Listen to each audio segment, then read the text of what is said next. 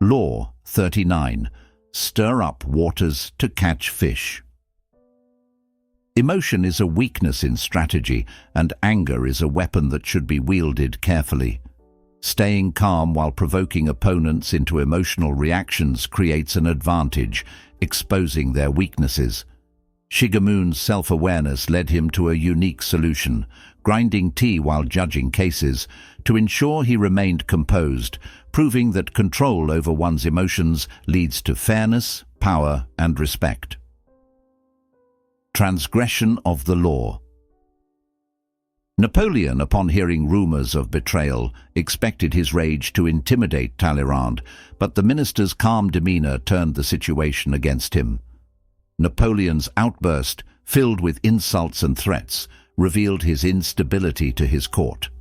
Instead of asserting power, he unwittingly displayed vulnerability, marking the beginning of his decline.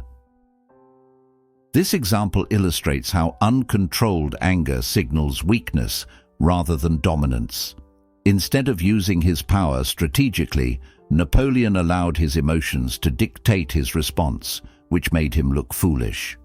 A calculated, controlled response would have maintained his authority, but his public meltdown only encouraged doubt in his leadership. Observance of the law.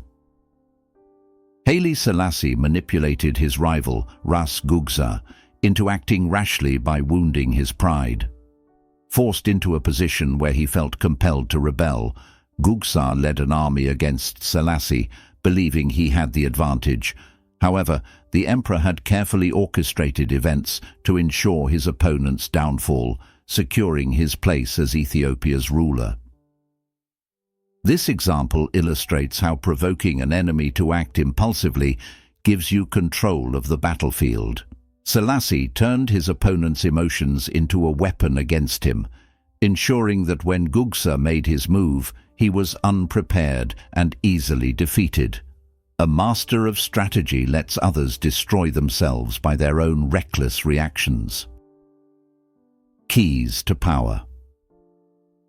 Outbursts of anger create an illusion of power, but actually signal helplessness. The more emotional someone becomes, the less control they have, making them easy to manipulate. A composed person, however, can use others' emotions against them, maintaining an advantage in any conflict. Nothing in power is personal. Emotional reactions stem from long histories of pain and disappointments. Recognizing this allows you to disengage, preventing others from controlling you. Once you stop reacting personally, you gain the ability to direct situations with clear-minded strategy rather than impulsive responses. Keeping emotions in check provides the ultimate leverage over others.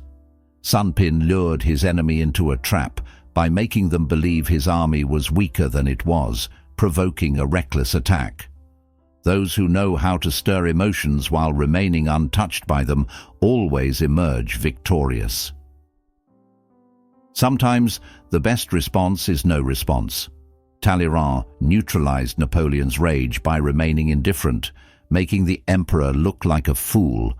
Silence, restraint, and boredom can be more infuriating to an opponent than direct confrontation, exposing their weaknesses while preserving your power.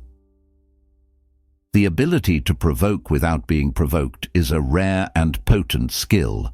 By dangling bait that plays on an opponent's pride or fears, you make them react on your terms. A skilled manipulator always lets the other person think they are in control when in reality they are being led toward their own defeat. A leader must keep their options open, and anger restricts choice.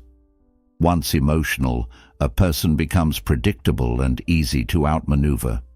True power comes from maintaining a sense of detachment, allowing others to fall into traps of their own making, while you remain unaffected. Reversal of the law.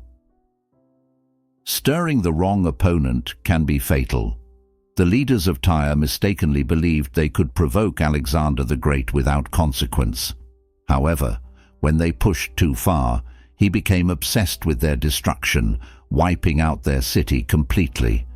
When dealing with the powerful, always test their strength first. Some enemies are better left undisturbed.